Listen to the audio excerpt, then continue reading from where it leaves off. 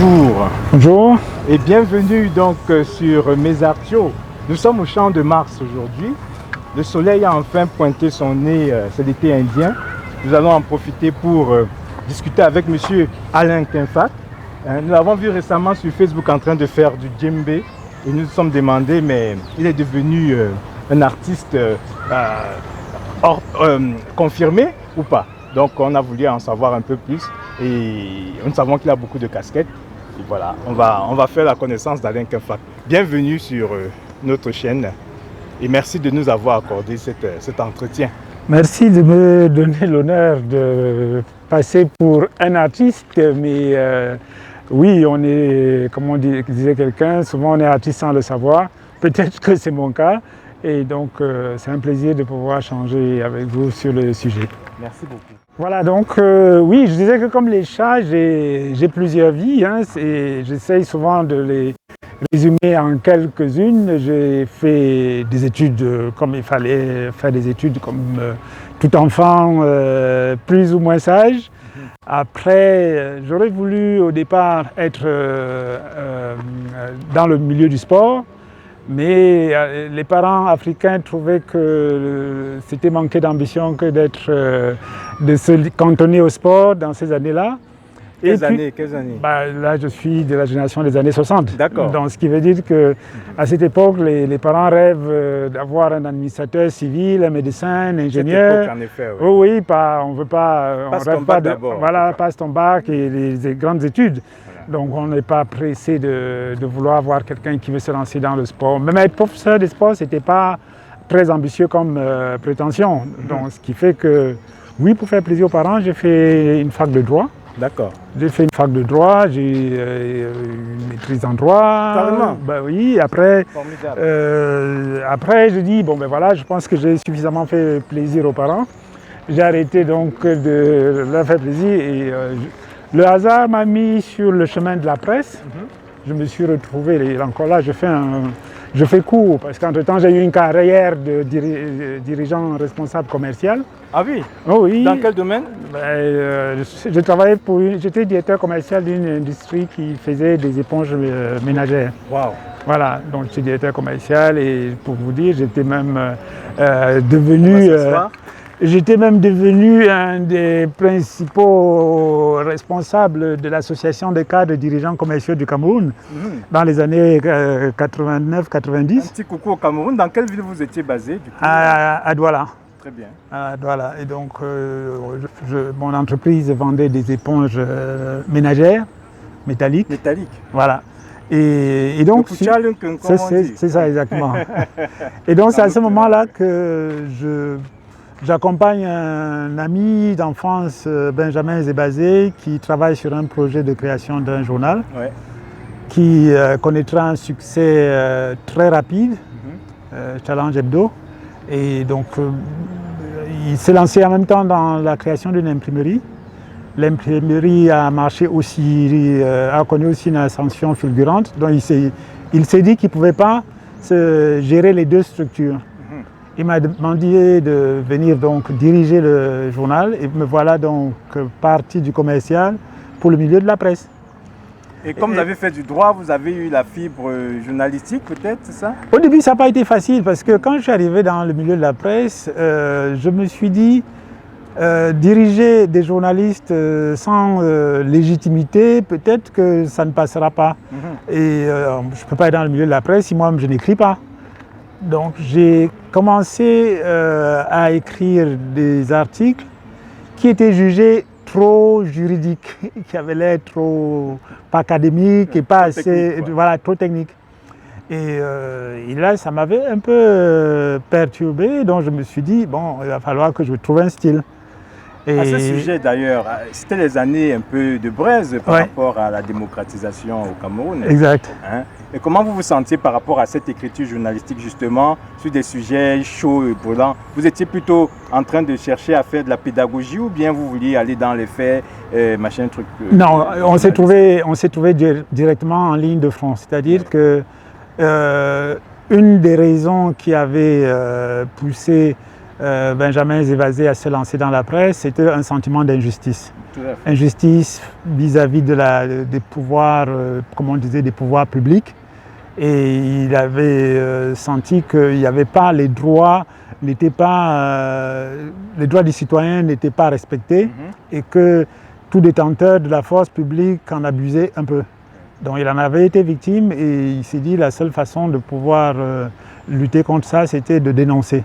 Aux côtés des Punjaou et du Messager. Voilà, donc il a créé son magazine et donc très tôt, c'était parti pour être un contre-pouvoir, donc dès la genèse. Tout à fait. Donc ce qui fait que quand j'arrive là-dedans, je connais la ligne éditoriale du journal et c'était vraiment, faisait partie de la ligne de front, quoi. D'ailleurs, les autorités qualifiaient le journal de l'opposition. Tout à fait. Donc c'est pour dire que quand on travaille là, on ne se cache pas, quoi. Alors, qu'est-ce qui a donné lieu après ça? Donc comment ça a abouti votre expérience journalistique?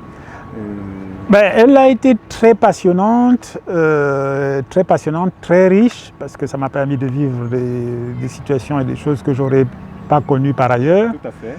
Et la beauté du métier du journaliste. Voilà, des ouvertures, des rencontres inédites. C'était assez impressionnant donc, de vivre toutes ces expériences-là. Voilà, et de se retrouver, d'avoir des interlocuteurs qui n'étaient ni de nos âges, ni de nos responsabilités, le même niveau de responsabilité. Vous preniez plaisir? Je ne sais même pas si j'avais le temps de prendre plaisir, mais il y avait une fascination, une curiosité, mais l'activité, l'action faisait qu'on n'avait pas le temps de se... Enfin, moi, je n'étais pas de ceux qui se réjouissaient. Vous épanouissiez pas? J'étais épanoui dans une sorte d'émerveillement, pas de plaisir. Ah oui, d'accord. C'est-à-dire j'avais un sentiment constant d'une responsabilité, d'un rôle qu'on jouait qui était important. Et donc, j'avais cette préoccupation-là en permanence qui faisait que oui, je ne pouvais pas être là dans la réjouissance, quoi. S'il n'y avait pas pour... Ah oui, d'accord, je comprends. Vous avez un rôle de responsabilité. J'étais le directeur général du journal. Donc vous avez, voilà, et donc j'avais à m'assurer que mes journalistes travaillaient dans de bonnes conditions, que leur vie n'était pas en danger, parce que souvent c'était le cas. Et de chaque jour... Vous êtes formé sur le tas, on va dire? Oui, je fais partie des... j'ai fait l'école justement de l'apprentissage sur le terrain. Ouais, et après, ça a été complété par des séminaires de formation. Tout à fait. Parce que vous avez senti une évolution dans votre parcours journalistique là? Je pense oui, personnellement je le sentais. Ouais. Et aussi en retour, le retour que j'avais de ceux qui me lisaient aussi me confortait dans cette vision-là. On va aller un peu plus en avant. Donc c'est une expérience entre parenthèses maintenant. Comment est-ce qu'on qualifierait ça alors pour voir les autres casquettes que vous avez? Alors je ne sais pas si on arrive à fermer ces portes-là, voilà, parce qu'à un moment, après cette expérience-là, elle atteint son point culminant en 92. On avait un an plus tôt créé le groupe, M. Benjamin Zévazé avait lancé un autre journal qui s'appelait Le Quotidien, le premier quotidien privé du Cameroun, qui a joué un rôle très important dans la campagne, les premières élections de 92. Là, qui était, voilà. Et donc c'est le moment où on a vraiment... avec plusieurs partis. Hein, il y avait le multipartisme, il y avait plusieurs partis, mais c'était la première fois pour le pouvoir d'avoir en face un média qui répondait presque au tac et qui par moments même anticipait. Oui. Parce que le Quotidien a été le premier journal à afficher les résultats de ce vote-là en donnant John Frundi vainqueur. D'accord. Ce qui a créé une précipitation. Pour la petite histoire, c'était le challenger du président. Voilà. Qui est toujours là d'ailleurs. Ce qui a créé une situation presque de panique, qui a poussé le gouvernement à donner beaucoup plus tôt, le porte-parole du gouvernement a donné des résultats précipités. Oui. Et après, il a fallu effectivement, parce que là maintenant, le gouvernement s'était retrouvé à courir derrière. Parce qu'avant ça, il n'y avait que les médias publics qui pouvaient donner des informations. Récemment, nous avons vu, sans vouloir vous couper, aux États-Unis, c'est les journalistes qui annoncent, qui proclament les estimations qui sortent des urnes, hein, qui donnent les résultats pratiquement. Ça, c'est vrai que ça, c'est une coutume presque américaine qui veut cela. Mais bon, nous, on venait de très loin. C'était déjà la première. Au Cameroun, c'était les premières élections qui avaient connu un engouement populaire, où il y avait un enjeu et où les gens pensaient qu'effectivement que l'alternance était possible. Bon, donc oui, on sort de là.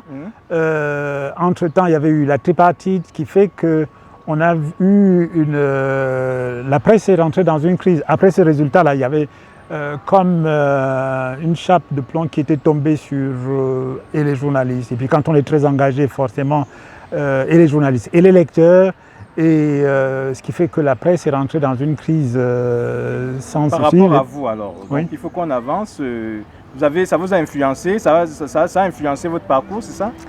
Exact, parce que moi je suis directeur d'un journal, donc il y a un volet économique dans la presse. Tout à fait. Les ventes sont divisées par 2, sinon par 3. C'est le grand questionnement.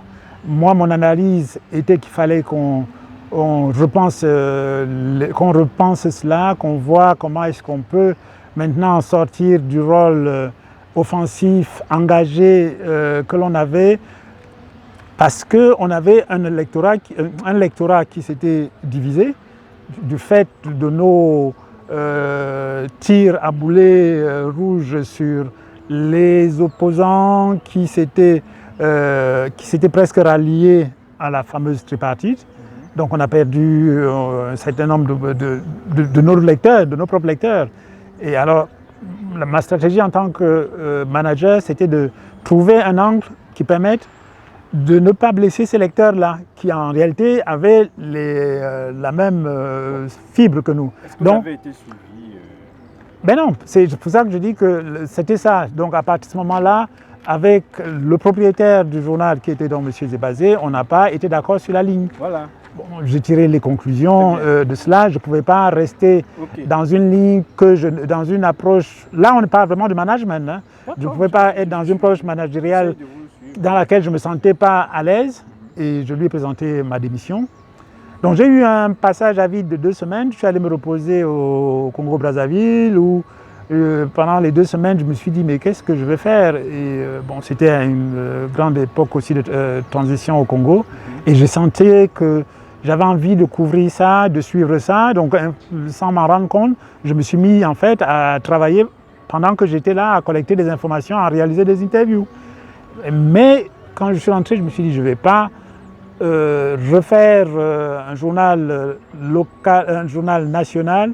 Je vais partir sur une ouverture internationale avec une approche plus économique et plus pédagogique, tirant les enseignements que j'avais des expériences qui étaient parties, que j'avais eu à constater.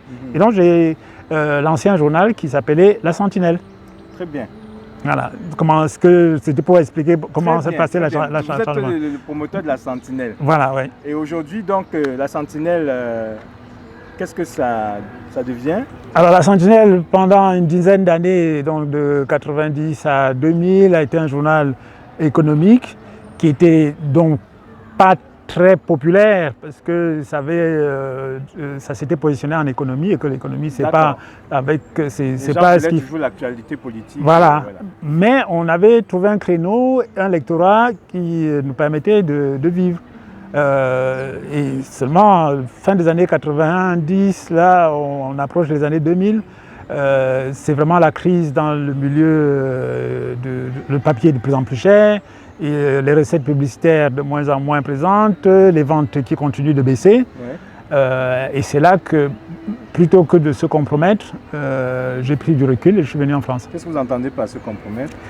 Parce qu'on a vu l'émergence d'une presse qui était presque une presse subventionnée, par des forces. On voyait des articles qui étaient de moins en moins des articles que des publi-reportages. Okay, donc il y a eu une dérive progressive de la presse. Vraiment dans le cœur du journalisme finalement. Vous aviez pris la casquette de journaliste. Mais j'étais un patron de presse. Non, mais... je ne sais pas quand dans le cœur, j'étais un patron de presse, donc forcément oui.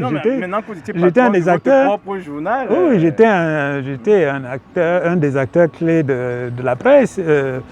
Quand on a créé quand Plus Ndiaye a créé l'organisation camerounaise pour la liberté de la presse au Calibre, j'étais un de ses proches, un de ses proches, je ne sais pas si on dit collaborateur mais bon, voilà, on a travaillé ensemble. J'étais secrétaire général de cette cause-là. Oui. Alors, on se retrouve en France. Oui. Et nous sommes en France justement. Et vous faites quoi en France, Monsieur Kenfak? Alors, après chaque virage, il y a un questionnement. Donc, on se retrouve en France, je me dis qu'est-ce que je fais? Mon premier réflexe, c'est d'aller vers les médias, d'aller à RFI, Radio France Internationale, on a des amis, journalistes, on essaye de voir comment est-ce qu'on se reconduit dans la presse. On a participé à la création de magazines, mais finalement, ce n'était plus le même... la passion n'était plus la même, c'était pas le même monde, les problématiques étaient complètement différentes. Il fallait s'adapter à un nouveau monde. Oui, et puis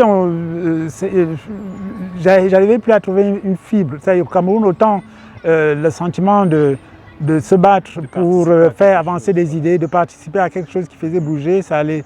Ici, j'avais le sentiment que c'était quelque chose de plus institutionnel et de plus classique, où bon, il fallait chaque jour faire des papiers sur le plan alimentaire, même faire du rédactionnel pour des entreprises. Donc, ce n'était pas vraiment passionnant, quoi. C'était comme on dit là. Alors, ce qui s'est passé, c'est que progressivement, j'ai évolué vers le conseil et la formation.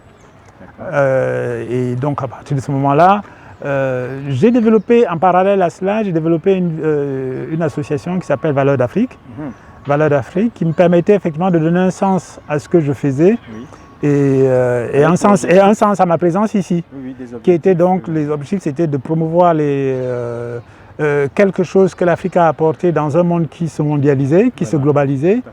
Et donc c'est à ce moment-là que j'ai commencé à sentir que l'art, que la culture était le paramètre qui allait permettre à l'Afrique de jouer un rôle prépondérant dans la mondialisation. Ah bon? Oui. Vous m'avez devancé dans ma problématique de la culture, l'art et la culture, sur mes artios. Vous avez déjà eu cette vision-là il y a longtemps, finalement. Oui, comme je disais à l'introduction, j'étais en fait dans le monde culturel sans m'en rendre compte. Parce que c'est avant même Valeurs d'Afrique. Parce que si je remonte à mes années de lycée, j'avais fait... voilà, donc je m'étais retrouvé à faire des ballets, j'ai fait un peu de théâtre. Des ballets? Oui, les ballets au lycée. Vous savez qu'on fait de la musique, on danse. Donc vous me permettez la question de qu'est-ce qui vous a amené à l'art, justement. Donc depuis l'école, vous étiez... Donc c'est pour ça que je dis que c'était enfoui à moi. C'était enfoui à moi. Parents, justement, comme on a dit au début, mais ce n'était pas encouragé. Voilà, et donc, ma passion se résumait à aimer la musique, aimer l'ambiance musicale. Vous avez dit les ballets? Oui, les ballets au lycée. Le sport, oui. Et quoi? La presse. Non, avant, restons sur la découverte de l'art, le théâtre. Ah oui, j'ai fait un peu de théâtre. Oui, à l'époque, c'est que ça m'a permis de rencontrer des gens fabuleux. Père à son âme aujourd'hui et Cindy Minja. Carrément, à Yaoundé alors? À Yaoundé, oui, c'était à Yaoundé. J'ai fait mes études secondaires à Yaoundé. Oui. Donc ça vous donne une certaine... Donc ça me donnait une ouverture culturelle dans le grand sens du terme.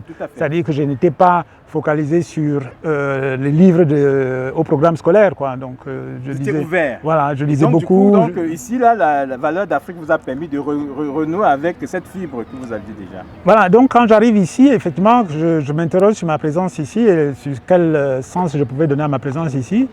je me suis rendu compte qu'en fait, il y avait, on parlait de l'immigration, les communautés africaines ici, je voyais comment tout le monde vivait, et puis je me disais, il y a quelque chose qui manque. D'ailleurs, vous me permettez de vous demander aussi comment votre intégration s'est passée, parce qu'on sait que ce n'est pas toujours évident de quitter l'Afrique pour venir s'installer dans un pays occidental. Vous veniez travailler, comment, vous avez eu une facilité d'insertion dans la société française?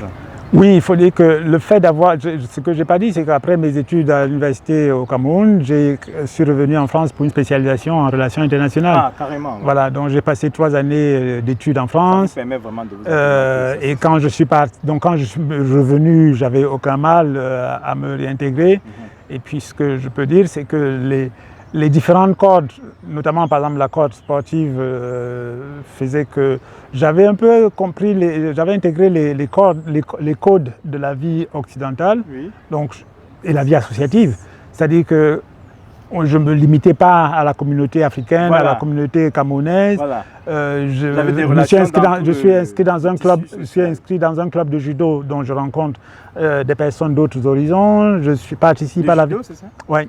Donc je participe à la vie associative, dont ça me fait rencontrer des personnes de tout horizon, voilà. Et ça permet de nouer des relations qui font qu'à aucun moment je n'ai eu un problème d'intégration. Bon, je vais aborder la question justement de Bimbia. Je crois que vous êtes aussi impliqué dans une manifestation qui permet de se rappeler cette période de l'esclavage où le Cameroun a aussi eu sa zone de départ de nos frères vers les Amériques.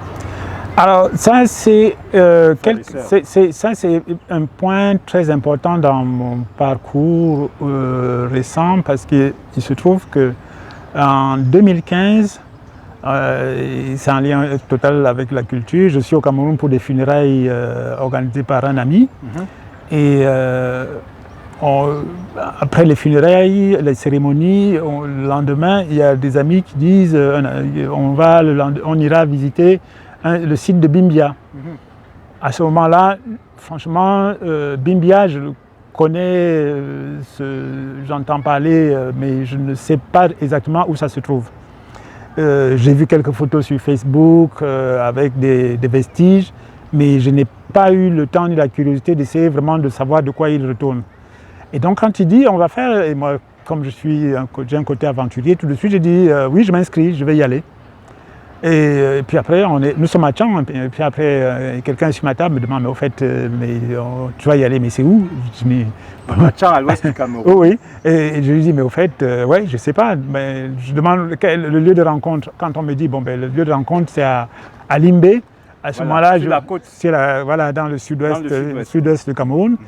Donc je commence à comprendre où se situe le site et donc on va sur le site. Voilà. L'organisateur avait prévu une conférence avec le docteur Lisa Aubrey, qui est africaine-américaine. Elle enseigne aux États-Unis à l'Université d'État d'Arizona. Oui. Et donc elle fait une introduction sur la traite négrière transatlantique. Voilà. Au début, je me dis bon, j'ai déjà entendu beaucoup sur cette histoire douloureuse et je commençais un peu à m'ennuyer jusqu'au moment où elle parle un peu de l'impact de la découverte de l'utilisation de cette nouvelle technologie de l'ADN pour permettre de tracer les origines et de dire qu'il y a un certain nombre de Camerounais, d'Africains-Américains qui avaient tracé leurs origines camerounaises et comment c'est arrivé, etc. Donc pour moi c'était quelque chose de nouveau et donc du coup je me suis remis à suivre la conversation et le lendemain on allait sur le site. Oui. Et quand j'ai vu le site, c'était un véritable choc. Parce que d'abord, pour y arriver, on traverse un canopé de bambou séculaire, rentrer dans ce tunnel de bambou, et c'était impressionnant, et j'avais l'impression d'avoir des frissons. Et quand les premiers vestiges jaillissent, on est vraiment frappé. Ils sont impressionnants. Et je me dis, mais c'est incroyable. C'est incroyable parce que cette histoire-là soit au Cameroun. Moi, je venais de vivre 10 ans à Douala, donc à 1 heure de ces vestiges-là. et j'en avais jamais entendu parler. Je ne connaissais même pas l'existence. Nous sommes en 2015 et pourtant j'étais allé à Gorée en 1983 pour aller sur l'île de Gorée. Donc vous voyez que là, pour quelqu'un, enfin, pour moi c'était un choc de me dire mais c'est quand même pas normal. Juste à côté. Voilà, on a vécu si près, on n'en parle pas et on se dit mais c'est notre histoire. C'est l'une des tares de notre éducation d'ailleurs au Cameroun de ne pas beaucoup s'intéresser à notre propre environnement immédiat. Voilà. Mais c'est le résultat d'un formatage qui fait que une culture est venue, parce que la colonisation c'était quoi? La colonisation c'est qu'il y a une culture qui est venue s'imposer et qui a demandé d'oublier, d'effacer celle qui existait pour apprendre. Et donc nous avons assimilé, c'est ça la colonisation, nous avons assimilé où nous nous sommes laissés emporter par cette nouvelle culture qui aujourd'hui constitue l'essentiel de nos repères. Voilà. Et donc moi quand je vois ça, en fait c'est un des marqueurs aussi de mon changement de paradigme et de me dire, une fois de plus, je me rends compte qu'il y a besoin de sortir de ce chemin que la colonisation nous a tracé là, pour penser différemment. Et donc c'est comme ça que j'ai commencé, quand j'ai vu ça, je me suis dit on ne peut pas rester comme ça. Puis on me dit oui, mais il y a la télévision, on a déjà parlé, il y a des choses, etc. Puis je dis non, c'est pas possible. C'est pas une affaire qu'on va raconter une fois et puis après on passe à autre chose. C'est un truc qu'on doit raconter tous les jours jusqu'à ce que cela ait des répercussions sur nos actions, sur notre vie.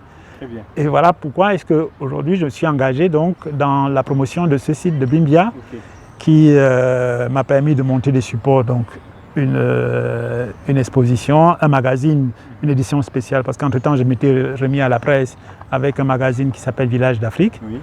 Et je me suis j'ai fait une édition spéciale de ce magazine. On a été faire des séries de conférences aux États-Unis. Après, on a été réinvité aux États-Unis. Je me suis dit, je ne vais pas revenir comme ça pour rien. Donc, on a monté une exposition sur Bimbia, puisque tous ceux qui en entendaient parler voulaient bien voir de quoi il s'agit. Donc, on a monté une exposition qui permettait effectivement de faire connaître un peu plus ce site-là. Et c'est cette campagne-là qui s'est confirmée cette année 2021 par ce que nous avons appelé le Bimbia Tour de France, qui a permis d'aller à la rencontre des jeunes, des moins jeunes, et d'aller dans les Outre-mer, en Martinique, en Guadeloupe, pour parler de ce site. Très bien, même en Guadeloupe et dans les Antilles. Ouais. Alors, du coup, quel est l'accueil que les gens ont par rapport à votre travail? Quel est le retour que vous... Alors, parlant de Bimbia, les gens sont, pour beaucoup, les gens découvrent. Même beaucoup de Camerounais, une certaine élite camerounaise qui admet ne pas connaître Bimbia. C'est ce que, donc je dis moi-même, je me suis retrouvé dans la même situation, donc je peux comprendre. Et je dis maintenant, ils accueillent ça très bien, donc c'est un mouvement qu'il faut maintenir, c'est une campagne qu'il faut continuer pour que ce site arrive à... On peut dire que c'est votre centre d'intérêt primordial? Aujourd'hui, non, c'est un des axes.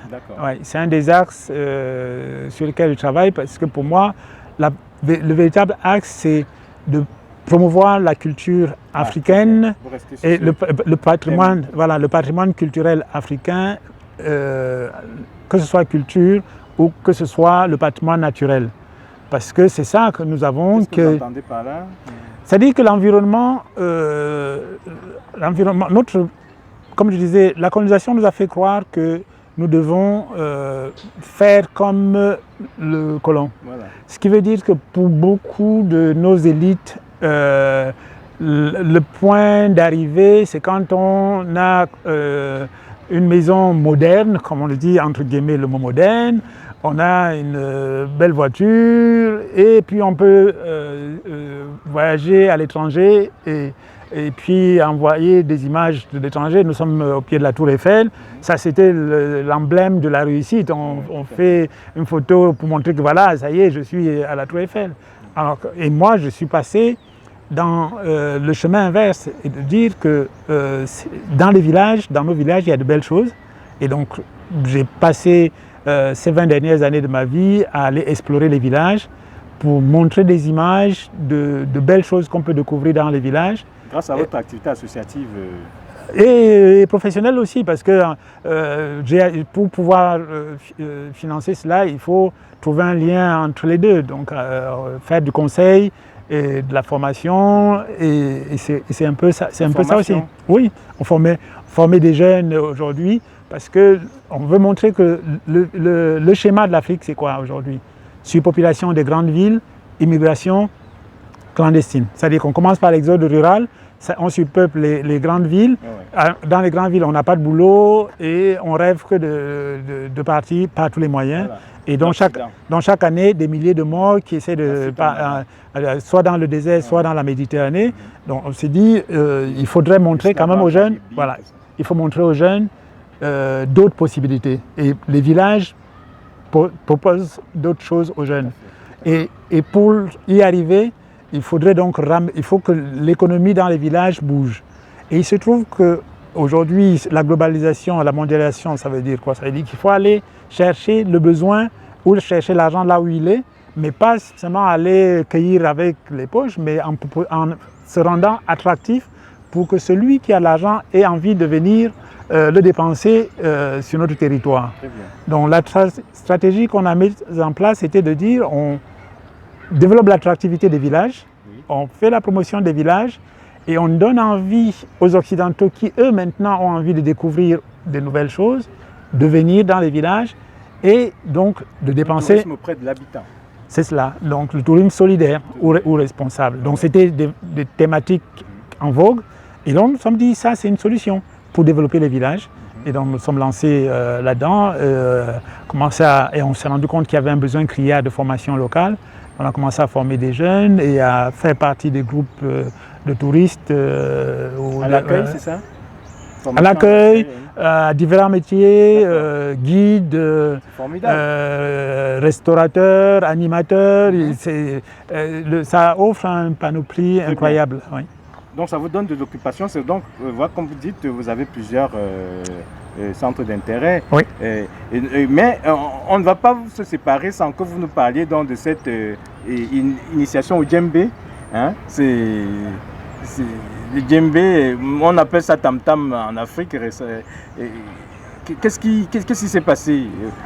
On vous a vu récemment en train de taper dessus. Et vous avez même fait un cadeau de nous ramener, je ne sais pas comment vous appelez ça, un tambour. Hein. Alors oui, ça c'est ce qu'on appelle le tambour parlant. Chez les Sérères, ça s'appelle un tama. Au Sénégal, c'est ça?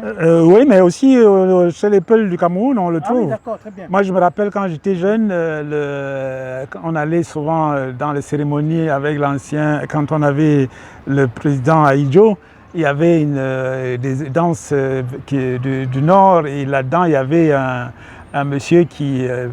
c'est là que j'ai découvert de cet instrument. Oui, donc dans le nord du Cameroun, il est très connu. Et oui, je le prends, il est pratique et facile à transporter. Alors,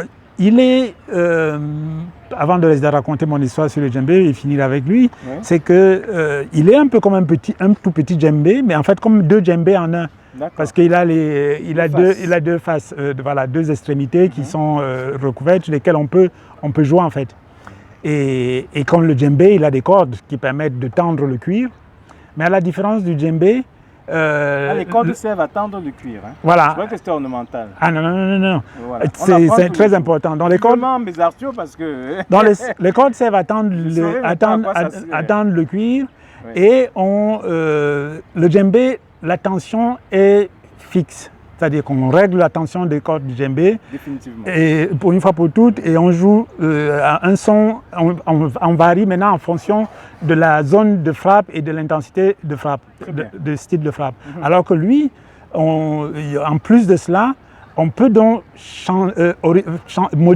moduler la tension du cuir. Donc, des sons différents. Voilà. Donc c'est un peu comme quand vous avez un guitariste qui a ce qu'on appelle le pédalo, en fait, qui leur permet de modifier la pédale, qui leur permet de modifier le son, de former le son. Donc ce qui fait que là, si vous avez le son, vous avez un son net, Maintenant, si vous le mettez, parce qu'il se joue sous l'aisselle, donc vous allez voir que... Oh. Pleine action, donc on arrive à moduler les sons. Donc ce qui fait que ça, il permet de moduler le son. Donc c'est un instrument qui est magique. Vous en avez combien comme ça? Il s'appelle le tambour parlant. Voilà, tambour parlant. Voilà, ou tama pour certains. Vous en avez... Aujourd'hui j'ai plus... Ouais, en fait, je suis rentré brutalement dans une passion de percussion et comme si c'était pour rattraper le temps perdu, je dois avoir une dizaine de djembés et puis comme celui-ci il n'y en a qu'un seul, mais après il y a aussi ce qu'on appelle les dum-dum qui sont comme les grands frères de celui-ci, ils sont énormes, ils sont plus énormes, ils se posent sur un chevalet et pareil, c'est comme des grosses caisses. Tout à fait. On joue dessus donc, avec... racontez-nous. Et donc l'histoire du djembé, c'est que j'ai un ami sénégalais, paix à son âme qui est décédé aujourd'hui, qui m'offre il y a une quinzaine d'années un djembé. Parce que je lui avais dit comme ça que j'adorais ce son-là. Donc en rentrant de Dakar, il me ramène un djembé. Mais bon, je n'ai pas l'occasion de jouer au djembé. Et puis quand même pour jouer au djembé, ça nécessite...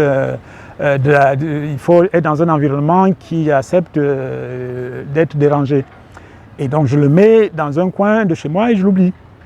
L'année dernière, quand on se retrouve confronté au confinement... oui, sacré Covid. Voilà, quand on est confronté au confinement et qu'on commence à applaudir à 20h pour le personnel soignant, au début je sors et puis j'applaudis comme tout le monde. Oui. Et puis après je me dis, mais oui, mais puisque vu que ça a l'air d'être quelque chose de festif et de joyeux, il manque quelque chose, on applaudit mais on ne voit rien.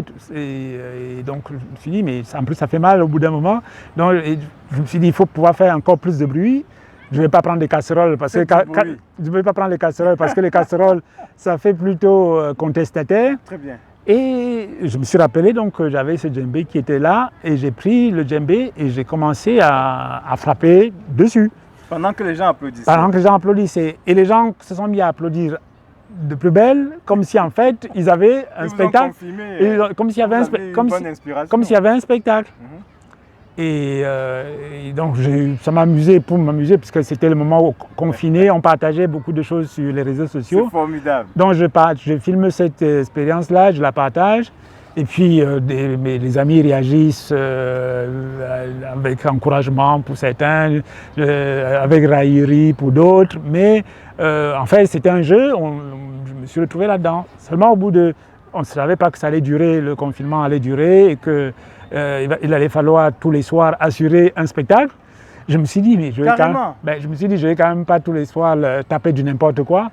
Et j'ai commencé à passer dans mes journées à apprendre un peu à jouer, à discipliner un peu mes frappes pour que ça donne un son construit, etc. Formidable. Ce qui fait qu'au bout de 2 mois, bon, je commençais à bricoler plus ou moins. Et après, on est sorti du confinement, donc j'avais plus l'occasion de jouer et ça s'était un peu arrêté là.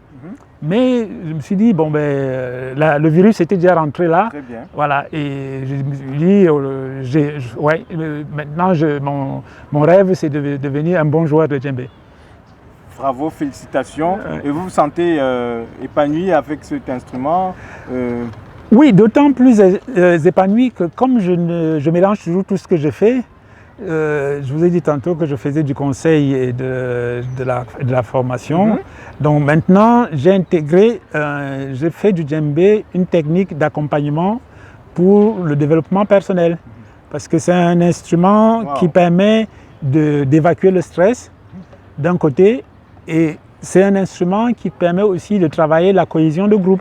C'est-à-dire que c'est pour ça que j'en ai 15, c'est pas juste pour faire une collection. C'est parce qu'aujourd'hui, je peux proposer au service, par exemple, on a aujourd'hui avec la ville de Fontenay-aux-Roses un partenariat avec le service jeunesse qui permet de proposer à des jeunes de partir dans une démarche projet. Donc, ils ont du mal à être, on a du mal à les concentrer dans une activité, mais quand on leur fait comprendre qu'ils peuvent communiquer avec des instruments différents pour donner un résultat partagé, on voit que ça les captive. Ah oui. Voilà. Et c'est aussi un instrument qui qui permet donc de se redonner de la confiance, parce que il y a une relation presque, moi venant d'un pays où on croit aux ancêtres, c'est d'une région où on croit aux ancêtres, il y a comme une communication avec les ancêtres quand on commence à rentrer dans le djembé. Et je crois que je suis pris dans ce tunnel-là. Donc je mélange en fait aujourd'hui toutes mes cultures, les cultures que j'ai héritées de la colonisation, et puis j'essaye donc de remonter aux sources de ma culture, de ma culture ancestrale, mais pas pour le garder, mais mais pour partager. Et donc je suis dans cette démarche-là aujourd'hui. Donc on peut dire que le djembé, comme on le sait, c'est un moyen de communication aussi finalement. À la base, les percussions, le tam-tam, c'est le téléphone africain. Nous sommes là pour passer des messages. Voilà. Et quand vous voyez des joueurs confirmés, on voit bien qu'ils sont en train de se parler. On voit qui est le leader, on voit ce qu'ils se disent. Et même quand... Ah oui, et même quand au moment d'arrêter, vous voyez qu'il y a des moments où on a l'impression que chacun est parti dans son coin, mais ils savent se retrouver. Parce qu'ils se parlent. Quand celui qui guide annonce la sortie, la fin du morceau, il ne le dit pas, il ne fait pas un geste avec la main, c'est avec le son qu'il le dit. Bon, pour notre fin, est-ce que vous êtes déjà allé à la Tour Eiffel qui est là? C'est la belle dame. Je me contente juste de la regarder comme ça, de très loin. Je ne suis pas patient par nature, donc aller faire la queue pour monter. Vous n'avez jamais été dans la Tour Eiffel? Jamais. Je pense que j'ai dû rentrer dans une boutique, je ne sais même pas si c'était à l'étage. Oh, j'ai dû rentrer dans une boutique en bas, mais non, parce qu'il faut faire la queue ou venir très tôt, et ça, c'est pas... Bon, moi, j'ai eu la chance d'aller jusqu'en haut et de découvrir un peu le paysage, parce que c'est ça aussi la beauté quand on est en hauteur. Donc, bon, voilà, on va se quitter là-dessus. Il y en a qui vivent à Paris, mais qui ne sont pas forcément fascinés par la Tour Eiffel. Hein, vous voyez, c'est ça la vie parisienne. Mais on était content d'être ici dans les jardins des Champs de Mars, tout près de la Tour Eiffel, pour ce numéro avec M. Alain Quinfa, que nous remercions vraiment. Vous avez un dernier mot pour terminer? Oui, c'est vous encourager dans ce que vous faites, hein, de dire que c'est bien de se focaliser sur la culture, parce que je vais me répéter, mais ma conviction est que dans la globalisation, c'est vrai que le Covid a un peu bloqué le processus, mais il va revenir encore plus violent. Les animaux avaient pris de l'espace. Oui, mais il va revenir. Il ne faut pas se faire d'illusions. La mondialisation va revenir avec plus de férocité. Et l'Afrique, ce n'est pas dans la révolution industrielle que l'Afrique va pouvoir maintenir le cap, c'est dans sa culture. Il y a vous savez, quand Senghor disait le rendez-vous du donner et du recevoir, je pense qu'on ne l'explique pas suffisamment. On l'enseigne dans les écoles, mais je pense qu'on ne l'explique pas suffisamment. Ça voudrait dire que quand on arrive à ce rendez-vous-là, il faut avoir quelque chose d'original. Or, nous, étant formés dans les écoles occidentales, nous avons perdu cette originalité-là. Donc, il est important que nous puissions effectivement mettre la culture africaine au centre des préoccupations. Je ne veux pas limiter votre magazine à la culture africaine, mais c'est juste pour dire que l'Afrique a sa place. C'est important pour les Africains de comprendre que c'est dans leur culture qu'ils vont trouver les moyens d'être forts. Et surtout, c'est très important, j'aurais dû le raconter plus tôt, ce qui m'a fait créer Valeurs d'Afrique en 2001, c'est parce que, excusez-moi, j'ai fait l'université de Paris 2 au Panthéon, et j'avais une camarade étudiante qui aimait bien ma compagnie, qui m'a dit un jour, Alain, tu sais, je vais t'avouer une chose. Franchement, quand je me suis rapproché vers toi, c'est parce que je me disais que tu étais différent et que tu auras des choses différentes quelque chose de différent à m'apporter. Mais depuis qu'on est ensemble, je me rends compte que toutes tes références sont occidentales. Aïe. Et donc, franchement, pour moi, c'est une déception. Ça a été quelque chose de très violent. Ça vous a réveillé. Ouais, ça réveille automatiquement. Et donc, c'est là que je me suis dit, il faut vraiment que je puisse que je puisse me replonger dans ma culture et que je puisse pouvoir en parler. Et jusque-là, je sais que je n'en fais pas assez parce qu'à partir du moment où on essaie d'être... Voilà, et surtout quand on essaie d'être généraliste, je sais que j'en fais pas assez. Mais au moins, j'ai déjà compris, l'axe est déjà défini. Je m'intéresse sans devenir un spécialiste de la culture.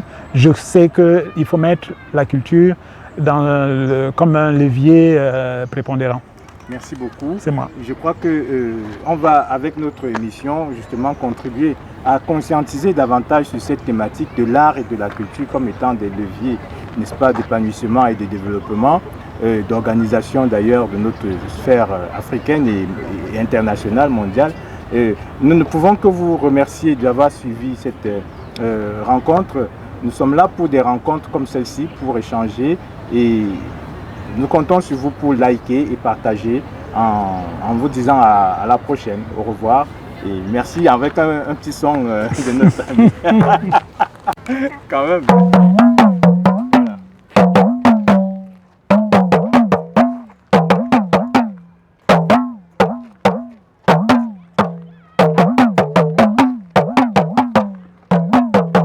N'oubliez pas de vous abonner.